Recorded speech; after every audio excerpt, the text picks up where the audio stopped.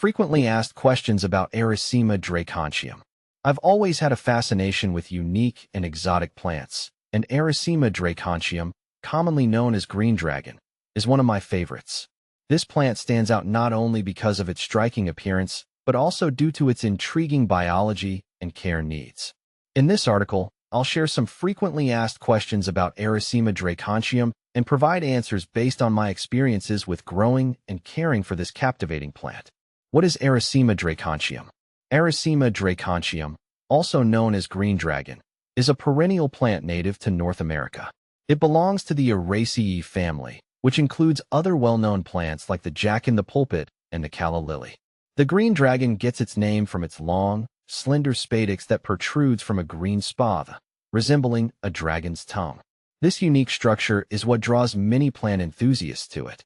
The plant typically grows in shaded, moist environments, and its foliage consists of large, palmate leaves that add a tropical vibe to any garden. How to care for Arisaema dracontium. Caring for Arisaema dracontium is relatively straightforward, provided you mimic its natural habitat. Here are some essential care tips. Light requirements. Green dragon thrives in partial to full shade. Too much direct sunlight can scorch its leaves, so it's best to plant it in an area where it receives dappled light or morning sun followed by afternoon shade. I've found that mine does best under the canopy of larger trees or shrubs, where it gets filtered light throughout the day. Soil and watering. Arisaema dracontium prefers moist, well-drained soil rich in organic matter. Adding compost to the planting area can help retain moisture and provide the necessary nutrients. It's important to keep the soil consistently moist, especially during the growing season. However, avoid waterlogging, as this can lead to root rot. I usually water mine deeply once a week, adjusting for rainfall. Temperature and humidity. This plant is hardy in USDA zones 4 to 9. It can tolerate a range of temperatures, but prefers a cooler, humid environment. In hot, dry climates, providing extra humidity through misting or using a humidifier can be beneficial. During winter, green dragon goes dormant, so there's no need to water it as frequently. Fertilizing. Fertilizing Arisaema dracontium isn't strictly necessary if the soil is rich in organic matter. However, a balanced, slow-release fertilizer applied in early spring can give it a boost. I've noticed that my plants respond well to a light application of fertilizer, which helps them produce more vigorous growth. How to propagate Arisaema dracontium.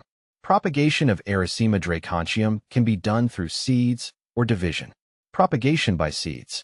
Growing green dragon from seeds requires patience, as the seeds can take several months to germinate. It's best to sow the seeds in a moist, well-draining soil mix, and keep them at a consistent temperature of around 70 degrees Fahrenheit. I've found that using a seed tray with a humidity dome helps maintain the necessary moisture levels. Germination can take anywhere from a few weeks to several months, so don't be discouraged if it takes time. Propagation by division.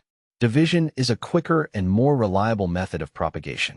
In early spring, you can divide the rhizomes, making sure each division has at least one healthy bud. Replant the divisions in prepared soil and water them well. I've had success with this method, as it allows for the immediate growth of new plants. What to plant with Arisaema dracontium. Arisaema dracontium pairs well with other shade-loving plants that thrive in similar conditions. Some good companions include ferns, hostas, and woodland wildflowers. These plants not only complement the green dragon's aesthetic, but also help create a natural-looking garden environment.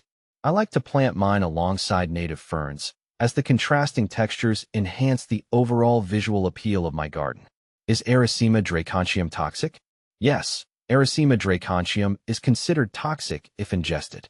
All parts of the plant contain calcium oxalate crystals, which can cause irritation to the mouth, throat, and digestive tract. It's essential to keep this plant away from children and pets who might be tempted to taste it. I always wear gloves when handling the plant to avoid any skin irritation. Benefits of growing Arisaema dracontium. Aside from its unique appearance, Arisaema dracontium offers several benefits. It's a low-maintenance plant once established, and its shade tolerance makes it an excellent choice for underplanting in woodland gardens. Additionally, it attracts pollinators such as flies and beetles, which help maintain a balanced ecosystem in your garden. Common problems with Arisaema dracontium.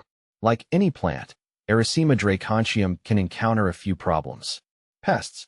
Slugs and snails are the primary pests that affect green dragon. They are attracted to the plant's lush foliage. I've found that using organic slug pellets or creating barriers around the plants helps keep these pests at bay. Diseases. Root rot is a common issue, especially if the plant is grown in poorly draining soil. Ensuring proper drainage and avoiding overwatering are key to preventing this problem. I've learned that it's better to underwater than overwater, as the plant is more resilient to dry conditions than to excess moisture. Comparing Arisaema dracontium with similar plants. Arisaema dracontium is often confused with its close relative, Arisaema triphyllum, jack-in-the-pulpit. While both belong to the same genus and share similar growing conditions, they differ in appearance. Jack-in-the-pulpit has a more pronounced, hooded spathe and typically features a red or purple spadix, whereas green dragon spadix is longer and more slender, resembling a dragon's tongue. In my garden, I grow both species, and their subtle differences add variety to my plant collection. In conclusion, Arisaema dracontium is a fascinating plant that adds a unique touch to any garden. Its care requirements are manageable, and it can be propagated relatively easily, making it a great choice for plant enthusiasts looking to add something exotic to their garden. With its distinct appearance and intriguing biology, green dragon is sure to be a conversation starter.